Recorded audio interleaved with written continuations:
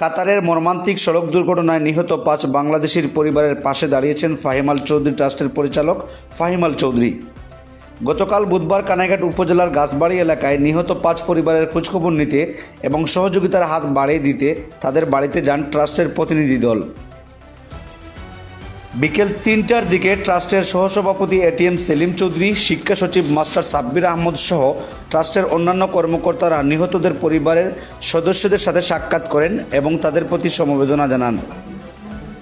এ সময় ট্রাস্টের পক্ষ থেকে নিহত ৫ পরিবারের হাতে আর্থিক সহায়তা প্রদান করা হয়। পাশাপাশি পরিবারের সদস্যদের খোঁজখবর নিয়ে তাদের বিভিন্ন সমস্যার কথা শুনেন প্রতিনিধিরা এবং ভবিষ্যতেও সহযোগিতার আশ্বাস দেন। ফাহিম আল চৌধুরী ট্রাস্টের পক্ষ থেকে জানানো হয়, মানবিক দায়িত্ববোধ থেকেই দুর্ঘটনায় ক্ষতিগ্রস্ত এসব পরিবারের পাশে দাঁড়ানোর উদ্যোগ নেওয়া হয়েছে। সমাজের বিত্তবান ও প্রবাসীদেরও এই অসহায় পরিবারগুলোর পাশে দাঁড়ানোর আহ্বান জানানো হয়।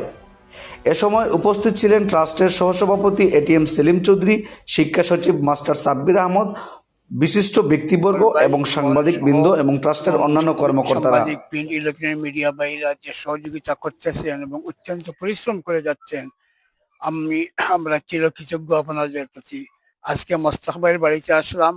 উনি একজন রেমিটেন্স যোদ্ধা, বাংলাদেশের রেমিটেন্স যোদ্ধা যে যেখানে আছেন, আল্লাহ পাক রব্বুল আলামিন সালামতে রাখেন। ওনার গোরটা দেখে এবং ওনার যে পারিবারিক যে অবস্থা দেখে আমরা অত্যন্ত দুঃখিত।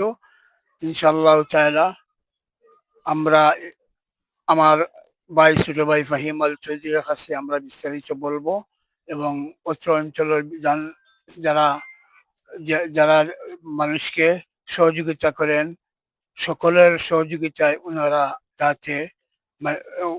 যাহাতে এই অভাব থেকে পারেন এবং আমি সবার কাছে সহযোগিতার আহ্বান জানাচ্ছি। এবং এই মুহূর্তে আমার ভাই একটু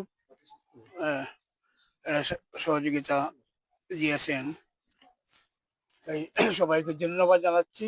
আর মোস্তাক ভাই, ছোট ভাই, আপনারা আমার ভাই ছোট ভাই ফাহিমের জন্য দোয়া করবেন এবং উনি সবসময় যাতে গরিব দুঃখী মানুষের পাশে থাকতে পারেন এবং ওনার দীর্ঘায়ু কামনা করে। আসসালামু আলাইকুম।